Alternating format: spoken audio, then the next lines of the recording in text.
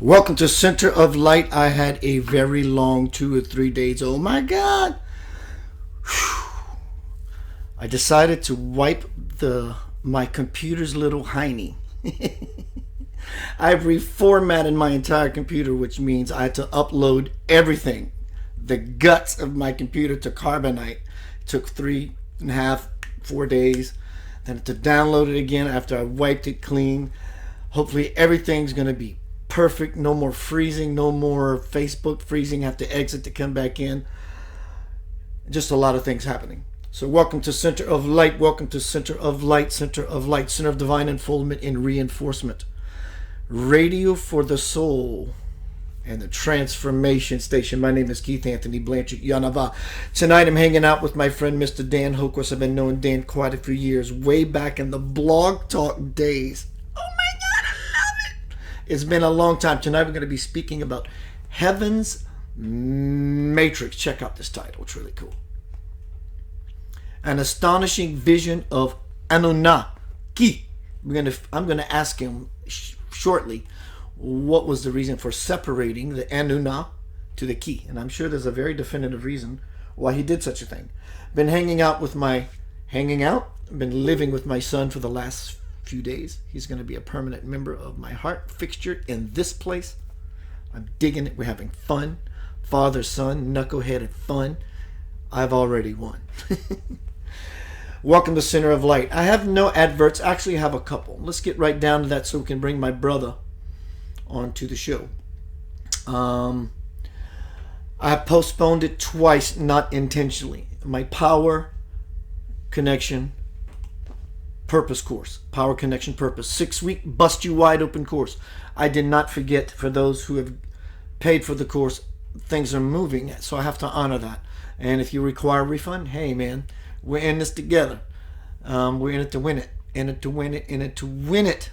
Brand new book coming out July 31st, 2020. Homecoming, Crossing the Bridge to the Soul. 27-ish, 30, whatever years.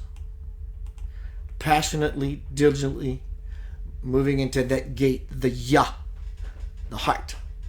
Everyone is a Yah. Everyone has a Yah. So why not move into that place? The Stargate, the Sacred Heart. My name is Keith Anthony Blanchard. Share this everywhere. I'm going to start turning up the fire. And I have been doing that every time I declared such a thing. The fire gets hotter, the light gets brighter. I'm doing that because I'm doing that to, for, and through me, for me. Please go to YouTube and look up Center of Light Radio. Subscribe to my channel. Or you can look in this forum somewhere in those links. Take you right there. Subscribe. Start finding me on Facebook via Facebook.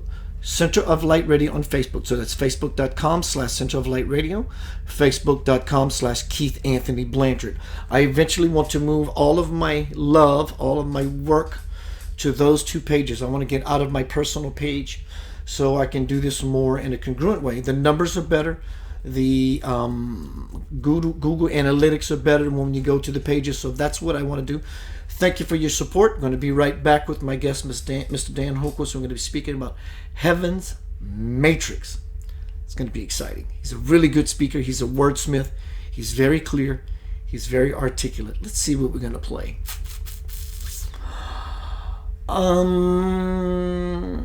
What am I looking for? Have you ever asked yourself in a meditation, seriously, go into a meditation without looking for something for the sake of meditating? But when you get into that sweet spot, ask only one time, and very softly but very powerfully, very sincerely, what am I looking for? Watch the answer that comes through. It'll blow the doors wide open. Lavender Soul. Be right back. Center of Light Radio.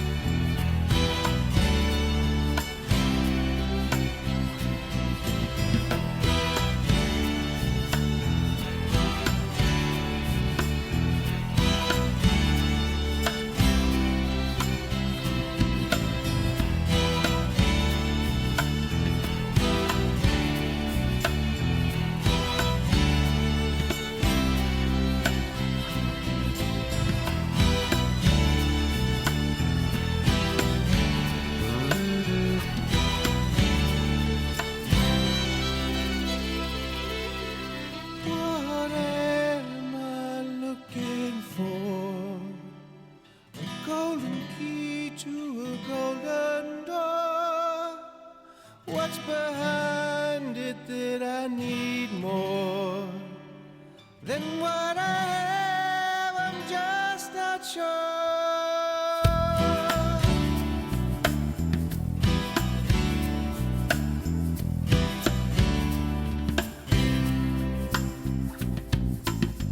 What am I searching for?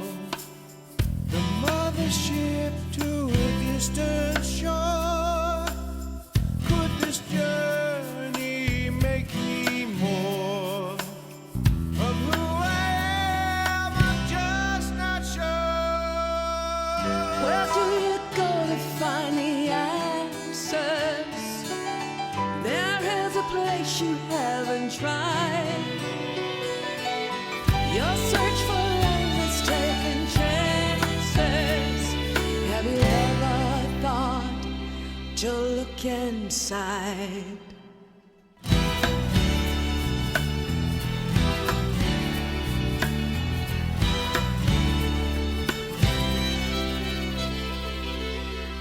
What am I hoping for? A better world, is there a cure? What can I do to help the score? I'm at a loss, I'm just not sure.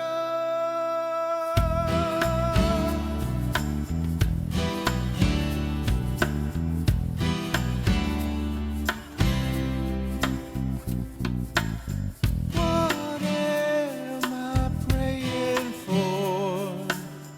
To see the light around the world and the people's love restored. Peace on earth, of this I'm sure. Where do you go to find your answers? There is a place you haven't tried. Your search for love is taking chances. Have you ever thought to look inside?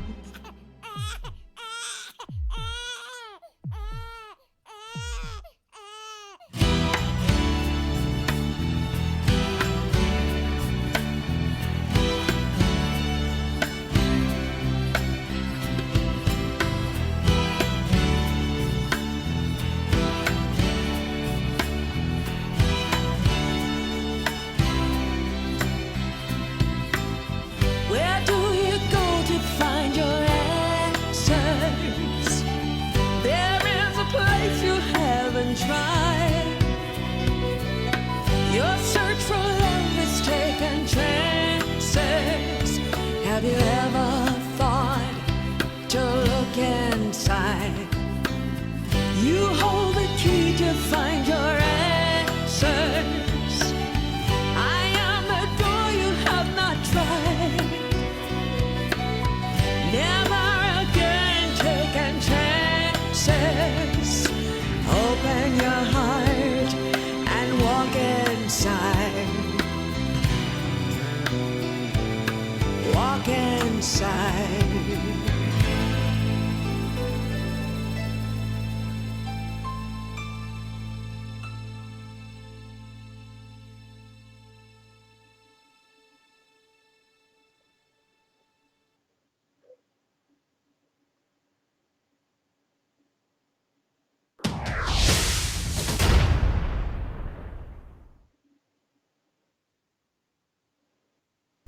Welcome back to Center of Light Radio.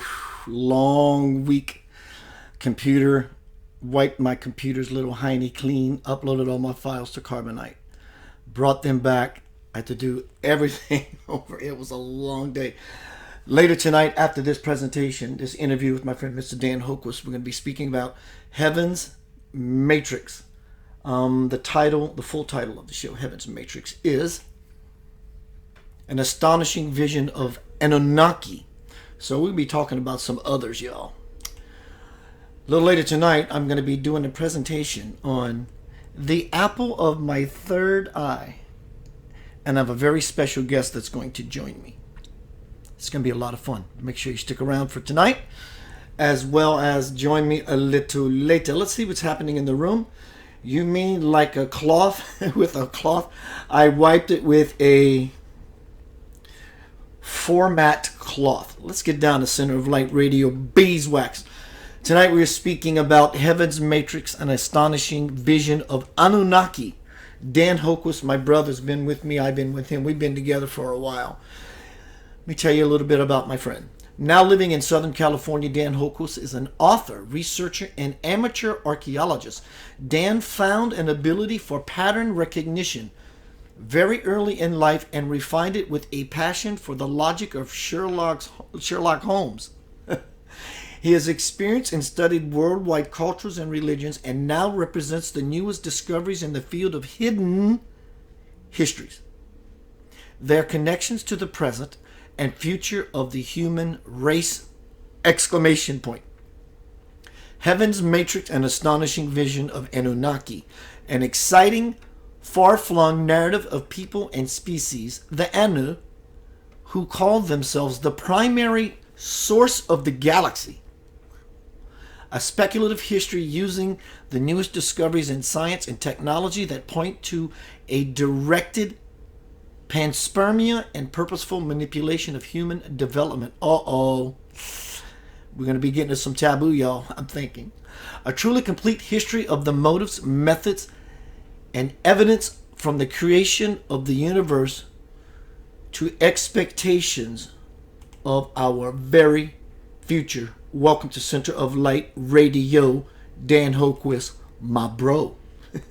Keith, my brother, it's been a while since we spoke, but you are partially responsible for my continuing to try to bring knowledge to people. You told me once that I might have something to say that somebody somewhere needs to hear. Well, I hope so. Anyway, Anunnaki and Heaven's Matrix are intertwined because of the name Anu. Anu means heaven. It's the first time in all of human history that heaven was ever used. And really, when it comes down to it, the earliest histories of the human race that we have are in cuneiform. And they are done by the Sumerians, not by the Bible. The Bible is it's a continuing secondhand story, because the Hebrews didn't exist when the Sumerian stories were being written in cuneiform, but the stories became part of the Bible. And that includes, as far back as the late 1800s, we knew that the Epic of Gilgamesh was a retelling or a parallel to the Genesis story of the Great Flood. And although we would like to praise religious works and the good people that are in it, the Bible is not history. Therefore, it shouldn't be used for the earliest form. Now, when the Sumerian called these people the Anunnaki, it means from heaven, the people from heaven to earth came. So why did you separate Ki from Anu? Anunnaki. What is the key? Because they named their planets after their rulers. And the word Anu is also a name of their ruler. And that is, I've come to find that these people really enjoyed their names. Like if you've ever seen an old movie about royalty and the flourish when they enter the room, they're told of the praise of the light, the Lord of this, the Prince of that. And this is exactly what the Anunnaki did. Apparently, we probably learned that kind of action from them and revered them for it. The naming process became part of their history, much like the Muslims do with the name Muhammad, or any other entity that seeks to venerate a particular name. They reuse it over and over. So the people who from heaven came to earth. Okay, now earth is not that name. Ki is that name. And Ki is actually the name of one of Anu's concubines. They used different moral selection than we can possibly imagine. I've come to find through much research that these people are very likely cannibalistic without qualms. That and this is probably why the Mayan and Aztec, sought to bleed people out. It's unfortunate, but it's they had no moral compunction, and they viewed the spirit or the soul as something other than the body. And when Egyptians prepared for the hereafter, they removed all the interior inner workings of the human body, and then they preserved the body itself. And I think this was to preserve the DNA. What they did is they used their own genetic sequences to make any number of workers that they needed, any kind of workers that they needed. This was pre-Earth. This is in their home world, how they did things. Let me tell you a little bit about the reason I wrote this book. When I wrote it, Jim Marrs, the famous journalist, had died in August of 2017, and I respect that I listened to one of his last lectures, and in it he was asked, "Well, what about disclosure?" And he said something that I had to think about. He said, "Well, we have all the answers." And this was in a panel of very famous researchers that he was lecturing with, Linda Moulton Howe, Michael Cremo, the whole gamut of researchers in this field. And he said, we already have these answers because of these fine people who have done the work. And I thought, well, okay, let's just see. And I started to study this as if in an anthropologic method, because this hasn't been done yet. Everybody who is a researcher in this field uses the Sumerian stories like a fundamental program. It's not. It doesn't have the right timeline. It's very disjointed, and the creation story is actually in several different of the text. The ones that I used in particular are the Enuma Elish, Atrahasis, the Epic of Gilgamesh, and the Emerald Book of Thoth, Emerald Tablets of Thoth, I should say. These specific books tell of the creation, but it also tells of why and where they came from. The world that they say they came from was much larger than the Earth. And they point to something 3 to 5 times the size of the Earth. And Dan, didn't it take the Anunnaki, didn't it take them, like we have a year, that their year was something like 9,000, I mean, some ridiculous amount of, Zechariah Sitchin is the person who brought the Anunnaki to light in the present day. But he only gave the Anunnaki a timeline of 500,000 years for the whole of history. Now, there's a problem with that because the earliest fossil, fully cooked human skull was found in Greece in the 60s in a cave. It was partially attached to the cave wall because it had crystallized. And because it had crystallized, we can gauge exactly how long it takes for the crystal itself to grow onto the skull. It turned out over 900,000 years. So obviously, Mr. Sitchin is a little off in his timeline. Now, I had to think of, well, when is the geology meet this standard? And I had to go all the way back to 500 million years ago, when the Earth experienced a thing called Snowball Earth. And this, I believe, is when this planet was partially shattered. It had collided with another planet. Now, you'll notice in my book, I don't use any Bible, no biblical references whatsoever, because, really, when you're using the Bible, you should use the Bible as it's intended. And matter of fact, I'll just go as far as saying all Anunnaki researchers use the quote from Genesis 1:26, "Let us make man in our image."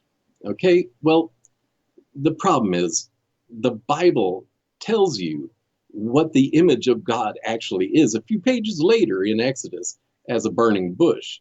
And later on, it tells of the brilliance that you can't see, or a pillar of fire.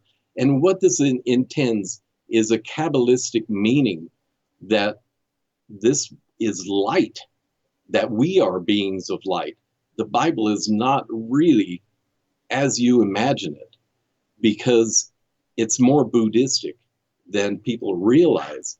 And I always tell Christians that if they want to be a better Christian, they should study Judaism, because Judaism is the source of their religion and the person of Jesus, or Yeshua, as he was known in his day. But it means that we are beings of light. And this comes from the Kabbalistic meaning, because the person who learned this from Moses was the first rabbi, Simon ben Joachim. Let me ask you this, sir. Does the Bible, it's been so long for me, I got to brush the dust and the cobwebs off. Doesn't the Bible talk about at night they would follow this light, this star, this whatever, and by day it would land and ground itself? That's one question. But I also want to share with you, a friend of mine many years ago, Jim Powell, he said that when the burning bush says, "The next time you see me, I will come back in all my glory." If you do the research, the word glory translates to heavy thing. So why would the Almighty in a burning bush need to come back in a heavy thing? So does the Bible refer to this light that they will follow at night as a guide, and by day it would rest upon the ground? Are you familiar with some scripture that resembles that? I am, and also what is it? Ezekiel and his chariot of fire with different faces, and it's all a Kabbalistic meaning. And the Bible itself is written in a form called parable, and this is a moralistic story form, much like Aesop's fables, where the meaning is to train you or to teach you something. It is not intended as a historical text. Although the Bible itself is a historical text, it is not history. Okay, so again, I don't use it. Mainly because it doesn't mean what people think it means. And I come to change your paradigm, not to praise it. Anyway, as we continue, I had to think, well, what evidence do we have for these people? And immediately, because of my own discoveries in 2015, 2016, my other two books are nonfiction. This is my first foray into a fictional reference, and it's a speculative history, which is a hard science fiction. I use the most up-to-date science that there is as far as 2018. This indicates that the cores of worlds, the cores of suns, are crystal. They're magnetic crystal. And crystal itself is so important in the Anunnaki story. The Anunnaki come from this world 3 to 5 times larger than the Earth. That means much heavier gravity. When they came to Earth, they were incredibly strong. And why this matters is because this is almost like Superman. I mean, because you come from one experience to another, where things change. So does the physics, the law of physics, it all changes. So they were also very large, were they? Well, no, they were small. They were diminutive. They are the gray aliens that we have evidence for in art, in artifact. Recently, a noted archaeologist, a forensic geologist, he says, actually tested some of the artifacts that were newly found in Yucatan, and they are 10,000 years old, and they are depicting the gray aliens, these little gray guys with the big eyes. Now, you have to think, well, the Sumerian stories tell of giants, and it even pictures giants. That's because of gravity. By the time, after millions of years, actually, I just can't believe that the Anunnaki are dealing with a longevity of more than, say, maybe 100,000 years, because they indicate natural deaths, they indicate murders, etc., throughout their stories. So I'm pretty sure that they have a lifespan, that they're not these eternal beings. But by the time we get to Sumerian dates of 10,000 years ago, which is the rebuilding of a civilization that had been destroyed by a worldwide catastrophe of a great flood, that is scientifically proven now at 12,000 years ago, at about 11,000 to 12,000 years ago, around the time Göbekli Tepe was being buried. And I believe that indicates the place where Noah, the king Noah, was. In the Bible, of course, he's not a king. But this is why we know that the Sumerian stories are the source stories for the Bible, is because it names the same players in the Bible, only it gives them a different context as Sumerians. This is thousands of years before Proto-Hebrew was even written. But anyway, so here we are with proof of these gray aliens throughout our whole history. And matter of fact, right now, all these anecdotal stories that we have of UFOs, of abductions, they indicate these people, and also a praying mantis kind of person. Well, guess what? They're the same.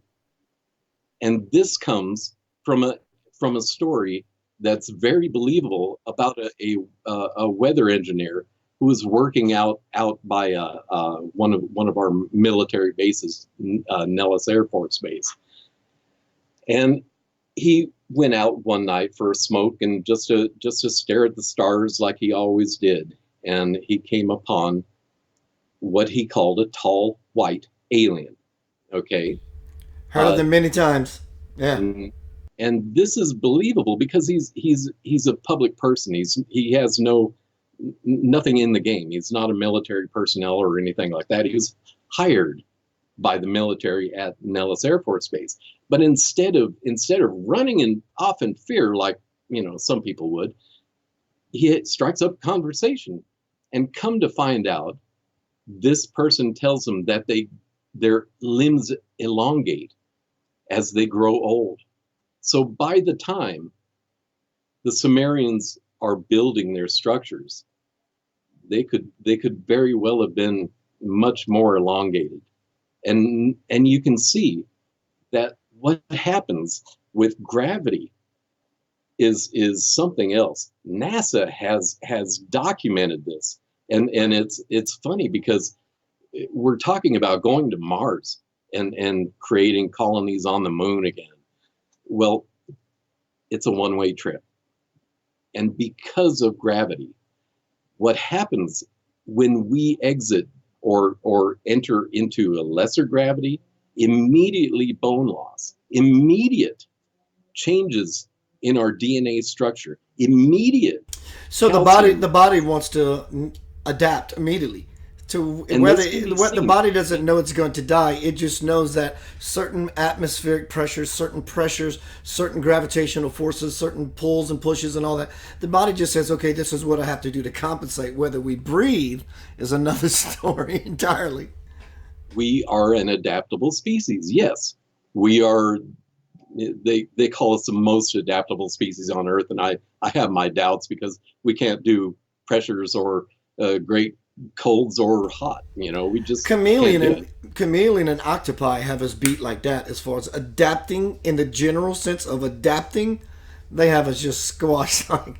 Yeah, and there is a lot of thought that cephalopod and octopi might be actually real ET, alien life that has come to Earth via asteroids. And this is how the Anunnaki spread their seed. And this, when you get down to the Anunnaki, the Anunna is actually their name. That's what they call themselves, Anunna, those who from heaven came, or those people who are of heaven. Their words mean multiple things. Matter of fact, pretty much everything they. Sorry about the dogs. Hey, all good. Let me interject here. My friend Nucleus, you said this twice, and I want to add to that. My friend, my alien human hybrid friend, who is head of security for this quadrant of our galaxy, he told me many years ago. He says, Keith, not all species on Earth. There's 8.4 million species, known species. Not all, but many upon many species on Earth were not just part of an adaptation process that, the chicken had, mated with a duck, and now we got a duckin and a turkin and turducken and all that. Yeah, that happens throughout the evolutionary process. But he says there are many upon many species on the Earth. Horses, certain fish, cetaceans or cetaceans, however you want to pronounce it, humans, this, that, the other, birds, they all come from their own local star system, from their own local planetary body. Horses have a civilization, whether they're what do you call those? Not Tarsus. What is the word I'm looking for? Centaurs and whatever else. But he says many upon many species that have been seeded upon the Earth were seeded by their own, the lineage of those who live in other star systems. Well, we have a living universe, and by that I mean seriously, a conscious universe is what they're saying now. Scientists are agreeing with me finally, because of Einstein's theory of relativity. Did you say scientists are finally starting to agree with you? I love it. Actually, when I wrote this book, I was amazed that these stories were coming up as I was writing the book, like crystal cores being the center of planets, being the center of stars. And the funny thing, if you're into a soft disclosure, the Star Wars series by George Lucas and others, it actually explains what lightsabers are made of in The Force Awakens. They are from the crystal cores of stars. Isn't that something? But that's getting ahead of the game. I'm sorry. Anyway, these elongated headed people are the proof that they are the Anunnaki. Mr. Brian Forster is the head of a particular museum down in Peru near the Nazca lines. And he has several elongated heads, skulls, mummified, that he has had tested for years. And it was, he's get accredited universities to take on this because they didn't want to show something that they couldn't explain. Well, that DNA has come back. They're not human. They are different. They are an adapted gray, but you would expect that from a people who had adapted to living in a lower gravity, coming from a higher gravity. They had to adapt or die. And the funny thing is, just a few years ago, a couple of years ago, matter of fact, more mummies were found that actually showed the Anunna very, very clearly. They have a high dermal, that's skin, that in a very thick dermal section. That's because of the higher gravity. They have 25 to 30% higher bone density, which is you can't get that on Earth. You simply can't. There's no evolutionary mechanism for that. So any thought that we could possibly mutate into these little gray aliens in the future, you should dismiss that, because it bone density itself explains that it can't happen. Dan, let's take a pause right here while your little fur baby is telling you how she feels. I love it. What kind of dog is it? Actually, I am babysitting a schnoodle. And schnoodle? Is that a schnauzer poodle? Yes, and he's just a card. He's almost a vegetarian. He loves his carrots. Right. The other one is an Italian greyhound who runs like crazy, and she's just the love of my life. Everyone, Keith Anthony Blanchard here. We're going to take a short pause. I'm here with my dear friend. I've been knowing Dan quite a few years. I love his demeanor. I love what he has to say. Very knowledgeable guy. He is a researcher. He's curious. He takes the rabbit into the hole and he brings a shovel and he digs a little further when the hole ends, or he diverts in a completely different direction. But he always has a shovel. He always has a metal detector. He's serious about what he does. Tonight we're speaking with Dan Hoquist and we're talking about Heaven's Matrix, an amazing, an astonishing vision of Anunnaki. Keith Anthony Blanchard here. I think it's a short pause. Lavender Soul just got a phone call today. We're going to start recording soon, y'all. I am so hyper excited. How about some...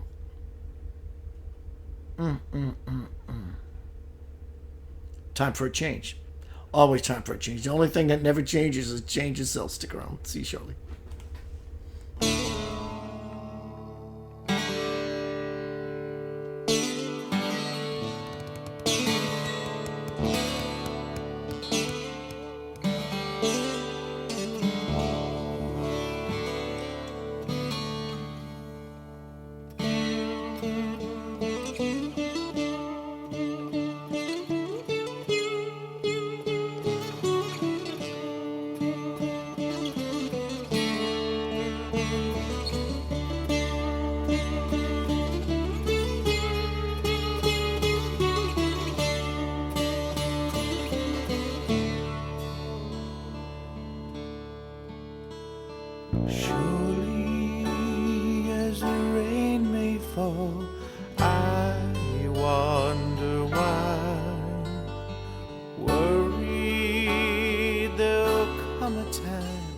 My world is dry, oh so dry.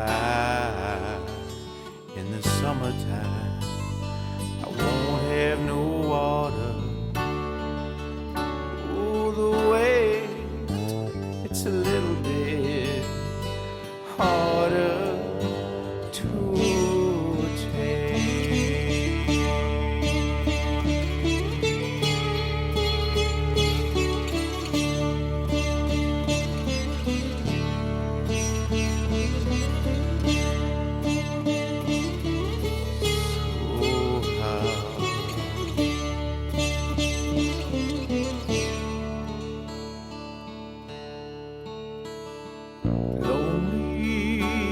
as I contemplate a billion stars, leaving my hands to fate. That's all I've got, all I've got.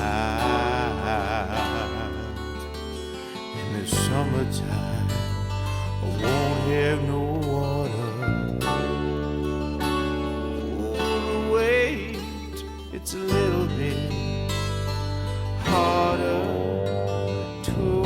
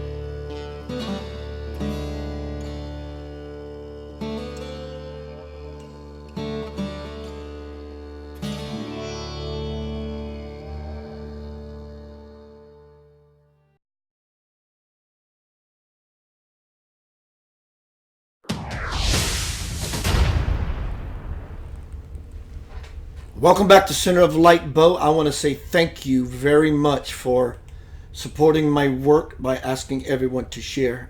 It means a lot to me, sir. Everyone, if you get the opportunity to go check out my friend Bo J. Indigo in the room.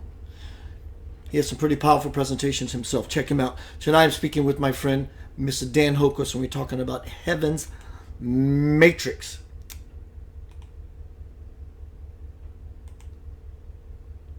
Welcome back to Center of Light Radio, my brother.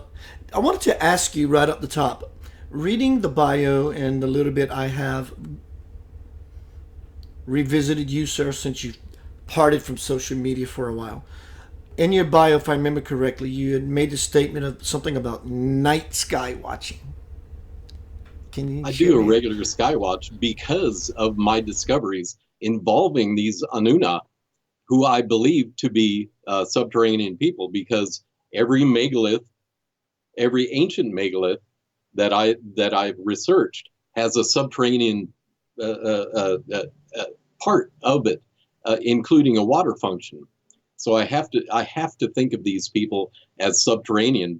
Besides the great eyes that they have, what it indicates is that they were once a quadrupedal species who found it easier to tuck their head between their shoulder blades while moving through the crevices of their subterranean world. So it's a very, because of they are subterranean people, they learn the intricacies of how a planet is actually built that we as surface dwellers are just barely beginning to understand. And by that, from the 1970s through till about 1994, a large group of international scientists dug a great hole called the Kola Deep Borehole Project in Russia, and at the time it was Soviet Union. But they got down to about 11 to 13 kilometers, and that's when it got too hot. Here, just a second. That's when it got too hot to actually continue with the technology they had in the 1990s. The problem is that's only about 10 miles. It got to 350 degrees. So by extrapolation, the mantle of the Earth begins at about 30 to 33 miles. That's where lava is, because rock, granite, actually melts at about 11 to 1200 degrees. So our scientists thought for a very long time, they still think that our core has something of an iron nickel core because of the meteorites that we get on Earth. The surviving meteorites that land on Earth are usually made of these hard and very heavy metals. But the fact is, the Earth is 8,000 miles in diameter. That means 4,000 miles to the center of the Earth. And by extrapolation, that means about 5 to 6 million degrees Fahrenheit at the center. Metal doesn't survive. It becomes gaseous. The lighter metals like hydrogen and helium become metallicized, crystallized. And if you think of a geode, that's exactly what we would picture as our Earth's core. Only it's magnetic crystal, and the crystal is itself a life form. It's the first life form in the universe. This is shown by finding diamonds in space. Oh yes, diamonds are not pressurized coal. That comes from a very old Superman, I think, episode on TV when they had a TV Superman. He pressurized a lump of coal into a diamond and gave it to Lois Lane. Well, it's not, because when you pressurize coal, you get a different substance. It's a graphene, a graphite type, and it actually covered the outside of the Pyramid of the Sun in Teotihuacan at one time. Mica is the name of the pressurized coal. What they found, though, is at a certain depth, rock becomes pliable, and it doesn't matter if it's anything, any kind of rock.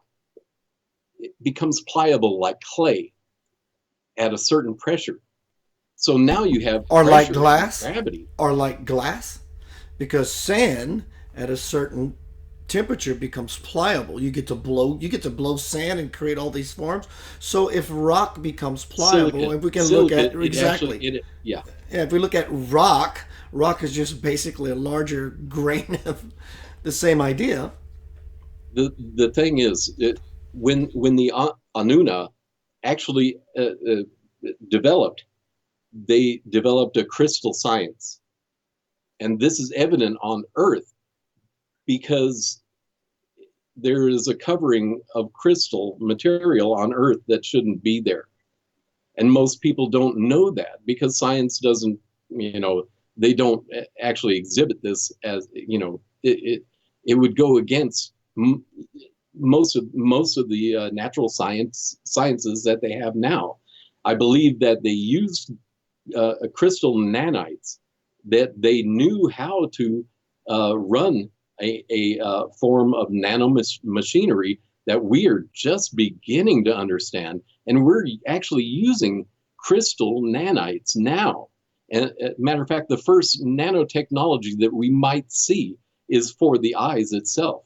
A crystal nanotech actually repairs the eyes according to very small spots. It would reintegrate, fill in missing material, or shave off parts that you didn't need.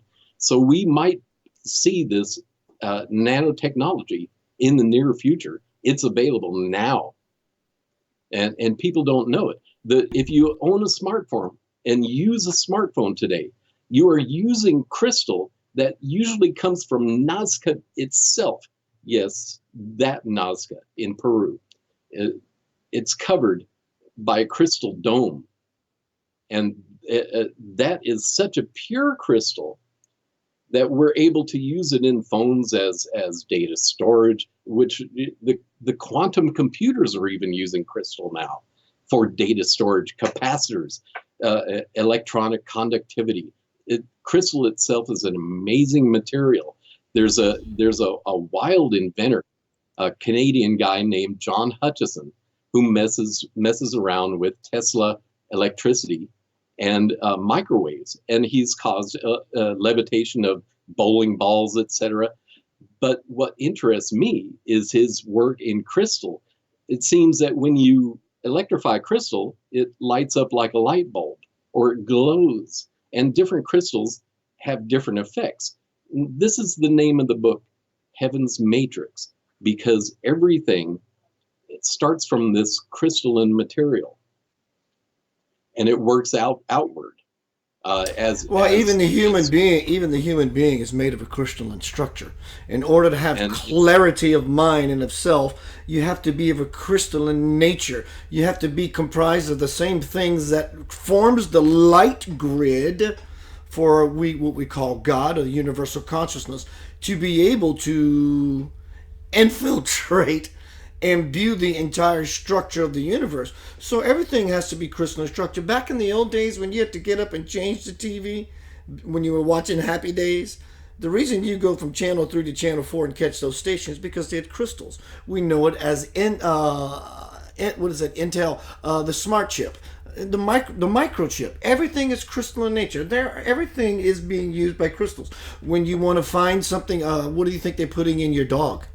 Putting in crystal chips. They're putting in chips. So everything goes back to some form of the matrix, which happens to be a hologram, because in every fragment, the whole is inherent. Yes?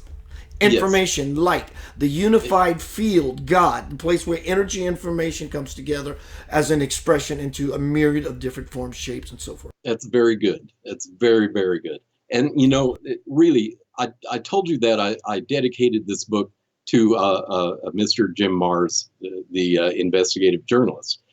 But at the same time, a very good man, Professor Stephen Hawking, died. And, although I disagreed with him much of his life, I have to appreciate this man for the work he did and for his ability to change his paradigm a full 180 degrees. See, when he made it famous as a young man, he wrote a thesis called The Theory of Everything, okay? And it explained the universe as coming from random beginnings and a random universe that makes everything. Well, by the time he died, his last book is about a holographic universe, quantum entangled, non-random, okay? And for that, I wrote this book in a particular way that this is a tribute to him, a silent tribute, if you will, because it's my Anunnaki theory of everything, okay? And I want to talk about Fermi and Drake a minute. Enrico Fermi developed a thing called the Fermi Paradox, which means he noticed that if this is the standard, if our world is the standard and everything is a natural process, then we should find these same results almost everywhere in the universe. We don't. Okay. Another guy came up, a mathematician named Frank Drake, and he wrote an algebraic equation that's very, very intricate. It's part of it is whether or not the planet is in the right position, which I disagree with. I don't believe in Goldilocks. But anyway, what this equation, algebraic equation, comes down to is about 36 million species. That's the number he came up with. It might actually be a little higher, and I'll even go as far as 100 billion species, intelligent species that are intelligent enough and able enough to manipulate their environment to actually build something to get here.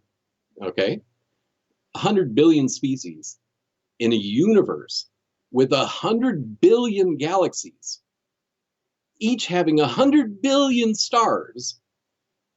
If you have one species in your galaxy that is intelligent enough for spaceflight, they're going to be the seed for everything else in that galaxy. And I don't believe in evolution anymore. It's any science that you have to believe in isn't a science. And the evidence against it is there's as much evidence, if not more, against evolution and the Darwinian theory as there is for it. Deepak Chopra says, I love the number that you threw out, 100 million. That's a lowball figure for me, because if we believe in everything being pure potential, that in and of itself contains infinity. Deepak Chopra says, let's say there's 100 million galaxies and one planet out of all, whatever, and we come up with 100 million. So basically the question he poses is, when you come to the edge, what lies beyond the outermost edge? So the whole conundrum, the whole riddle starts all over again. So I actually go there in my book.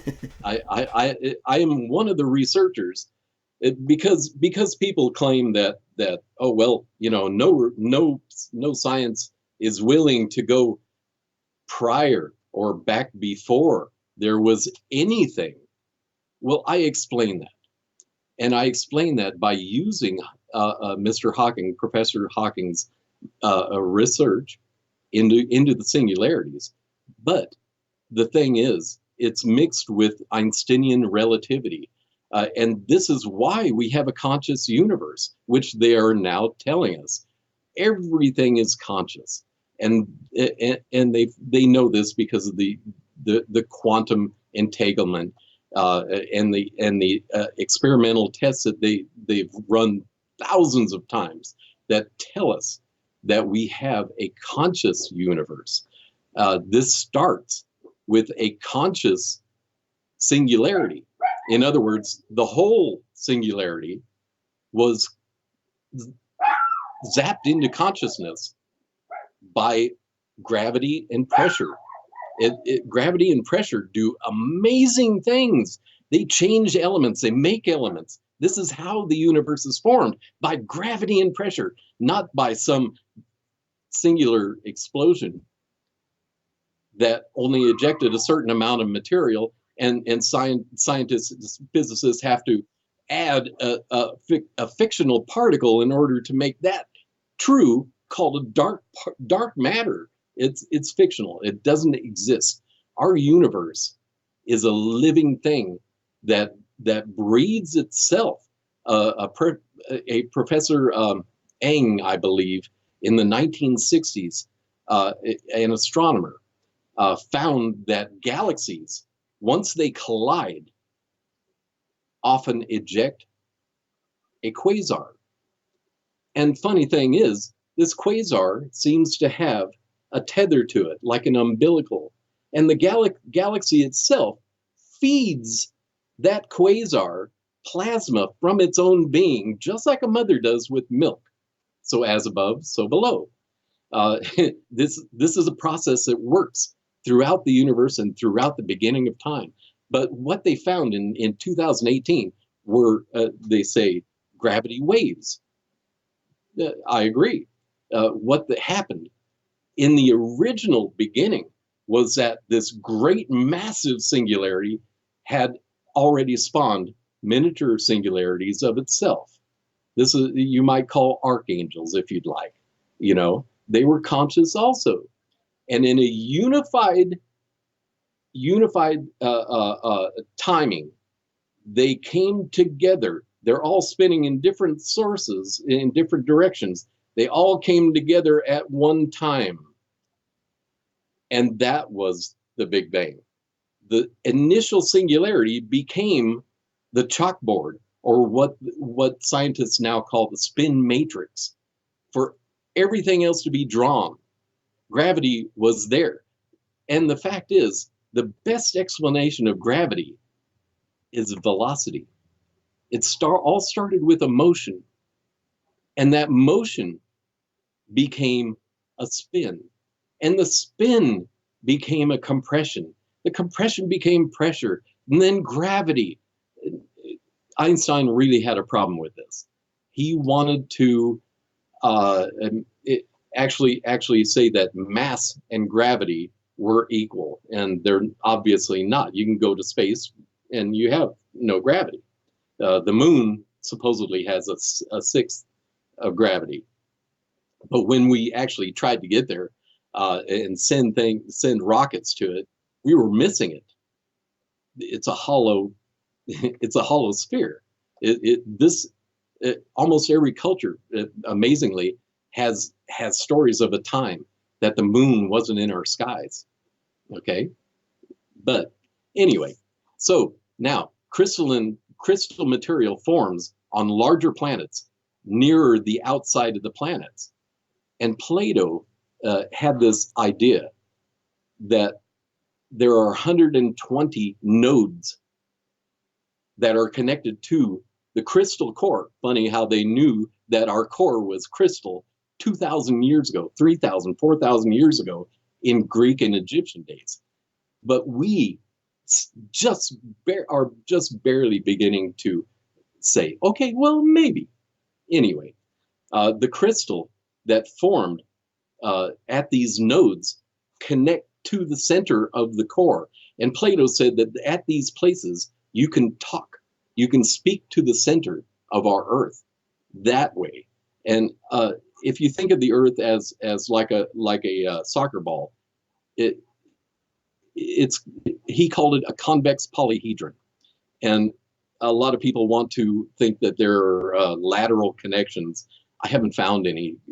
These so-called ley lines, they're alignments. They're not necessarily connections. If they are connected, they're connected by crystal, and they're done so purposefully and artificially to connect an energy source from the center of the Earth at one of these nodes, say Stonehenge, to another place, like the Super Stonehenge, which is on the direct summer solstice path that nobody seems to have followed but me. Anyway, when they got to Earth, they brought their crystal material with them. But let's go back to 500 million years ago. 500 million years ago, scientists say, biologists say that life started on Earth. Yes, it did. And it ended almost immediately by Snowball Earth. Now, what can cause a Snowball Earth? Well, Ice Age, of course, but we've never seen anything like it before or since. What I suggest is that the planetary collision happened at 500 million years ago and caused our watery world to actually trace its water out into space like a great glacial tsunami, and there it froze.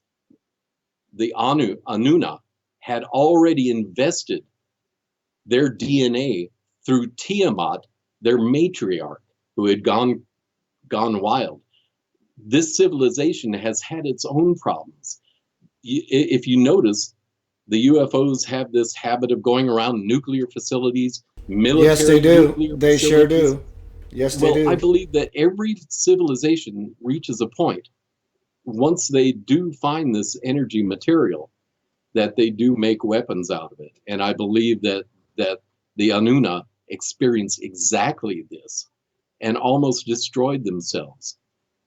And this female Tiamat saved them. And because she was so revered, even though she created monsters, she changed her own DNA according to the story, creating monsters to actually take revenge on her own children who killed her husband, Absu. Because of doing that, they took her material and they sent it off into space, because it was her, that Tiamat, who started seeding the galaxy. It was her purpose to reinvigorate her species anywhere and everywhere that it could possibly happen. And they did this by these spheres that we find all over Earth, that are made of earth, they're made of metals, and they're still falling to this day. They're in Kazakhstan in 2010. A pure titanium orbs have fallen, and they have liquid material in them, just kind of like the movie Prometheus. Okay, I wanted to say that there's a sci-fi channel that they had a recent series called The Expanse. It might be canceled now, but they actually show the elongation, what happens to our bodies. And they envision a time where we're colonizing Mars, but they also include it as a one-way trip. It's got to be. It's going to have to be a one-way trip. Dan, we are at the end of this show. Would you like to leave us with something you want to impart to us that we can chew on for a little while, and maybe have you back in the near future so we can go at it again from this point forth? Because of this is actually the first time that I've been able to speak about Heaven's Matrix, and I thank you, Keith. This has just been, there's so much material. It's amazing. I suggest everybody get this book. You can go to Audible and get this book for free when you sign up. Okay. The sales have been just continuing, and I haven't even been marketing this. So somebody somewhere thinks that I had something to say, Keith. Now I do have one other special for the viewers of the Center of Light here. I have a YouTube channel, Dan Hoquist. That I've been posting that. Everyone, Dan is mentioning it. I've been posting his Facebook link his website, as well as his YouTube channel throughout this entire interview. So grab seat on one of those links and go check out his work. Please continue, sir. On the YouTube channel, I have a series from my last book called The Solstice Connection. I am about ready to put out one more video to finish off the series. Now, this video is going to be brand new discoveries that I think will awe and inspire. And I hope that that Keith's viewers are the first to see it, to tell you the truth. I love it. Love it. Brother, thank you very much. We're going to have you back again soon. You're a blessing. I love that you've done the research. You do the work. You have a lot of conviction. You have a lot of passion. And it takes a lot of time to move into a place, to the arena of, to make it a playground, something that's fun, and you're adamant about it, you're serious about it. And the knowledge that we glean from such efforts are so rewarding, aren't they, bro? They are. And people like you are to be really most appreciated. And I'm so looking forward to your new book. I'm hoping that you will venture into the Audible arena also. My whole life is using this thing, is this voice. Dan, brother, thank you very much. Everyone, my friend Dan Hoquist, tonight we were speaking about Heaven's Matrix, Astonishing. An astonishing vision of Anunnaki. Keith Anthony Blanchard here. Make sure, if you get the opportunity, check out my bro Dan's work. Here shortly, I'm going to be doing a presentation. The apple of my third eye. I have a special guest. The title, the banner that I'm going to put up later that announces, that adverts this presentation, was created by myself and my special guest. Stick around. Thursday night on Center of Light Radio is going to be Haley. Oh my God, I don't remember her last name. She is a lucid dream expert. She is going to kick you in your pants to help you integrate your lucid dreams as well as you are walking around with your eyes open. Dear Lord. I'll see you in just a little while. Say 9 o'clock. The apple of my third eye. Peace, love, and light.